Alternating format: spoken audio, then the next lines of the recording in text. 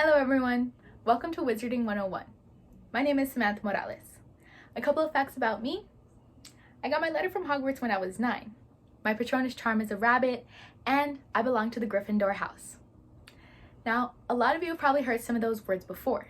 To be more precise, 48% of 18 to 34-year-olds have read the books, and 76% of that same age group have seen the movies of the Harry Potter franchise. And this is according to Ben Henderson in 2011. But if you don't know what I'm talking about yet, don't worry. Today, we're going to talk all about how Harry Potter has helped shape the lives of many, and how being a Harry Potter fan might have just made some people happier, nicer, and smarter.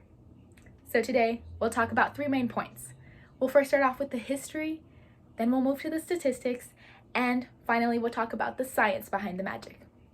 So go ahead and turn to page 1 as we start off with the history of witchcraft and wizardry.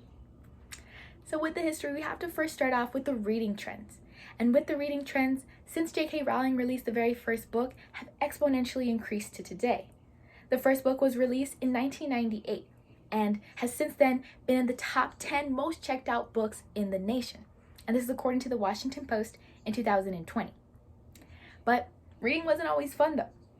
We look to Du Huang Ha, a journalist on the online Quartz Journal, who says and recalls a time in which reading was an introvert's hobby, and only people who liked quiet activity really enjoyed reading. It wasn't until the late 1990s and the early 2000s in which all of a sudden children and young adults had books in their hands for leisure. And that being said, J.K. Rowling has been a trendsetter for this genre. Many have followed in her footsteps.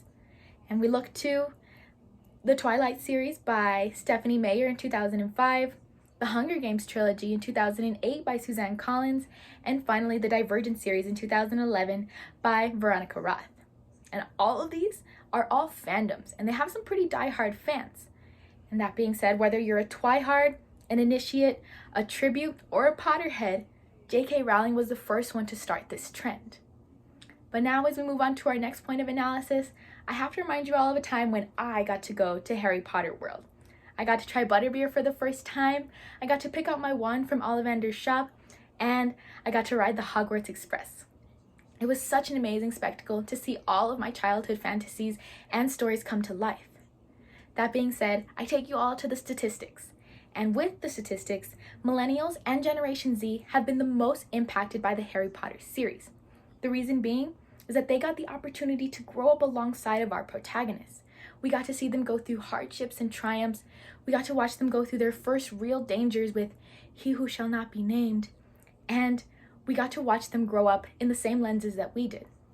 And we look to Dan Fellman, the chief editor of Warner Company, who says that the first kids who went out to the Harry Potter movies holding the hands of their parents ended up driving to the last midnight showings of the final movie. And this is from Reuters News in 2011. That being said, Harry Potter has shaped a generation and then some. But we also have to talk about the economic impact as well. Time magazine published in 2013 Harry Potter by the Numbers and proved that Harry Potter has made $15 billion worldwide in the entire franchise, and $7.7 billion is from the movies alone. But the most important value today is not monetary. Instead, readership increased all around the world. And that being said, 270 million copies were sold from the Harry Potter books. And this is according to Sarah Nelson in 2005. And she is the editor-in-chief at Scholastic.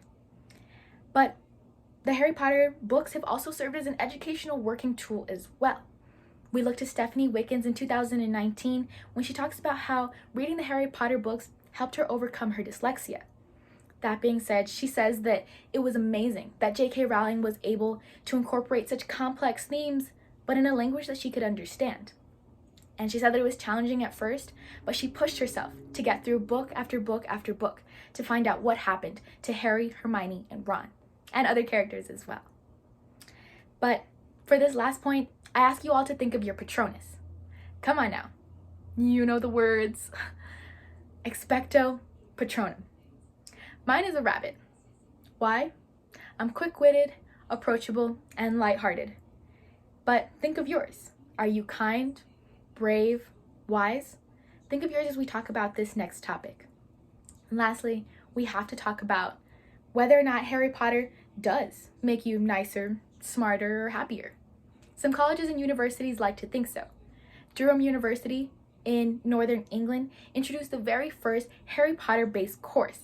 And with that being said, also a lot of colleges and universities in the United States have introduced similar courses, such as UC Santa Cruz, Georgetown University, and UT Austin. But does being a Harry Potter fan make you nicer? Laura Sfazzali likes to say yes. The reason being, she and the Journal of Applied Psychology conducted a study in 2014. And in this study, they collected surveys from 5th grade, 9th grade, and college-age students.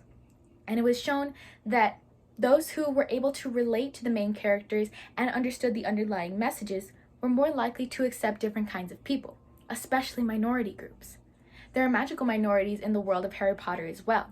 Whether it be Muggleborns, Half-Bloods, or House Elves, they're all seen as equals to the main protagonist, and play very important roles as well.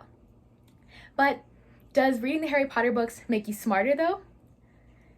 No, it doesn't actually mean that you're smarter. But what it does mean is that you're more culturally aware of one of the most important stories in our generation. It means that you are able to follow deep underlying messages, and it also means that you are more likely to read more frequently and for fun. But in conclusion, we talked about 3 main topics today. We talked about the history of witchcraft and wizardry. We saw the economic impact and the demographics of the Harry Potter books. And last and finally, we saw how being a Harry Potter fan might have just made some people nicer and, in a way, smarter. But I leave you all today with the great words of Professor and Headmaster of Hogwarts when he says that words are in our most inexhaustible piece of magic. But that's all we have for class today, everyone. Thank you all for attending Wizarding 101, and make sure to collect your brooms at the door, practice your Patronus charms at home, and go out and support tonight's Quidditch match. Thank you.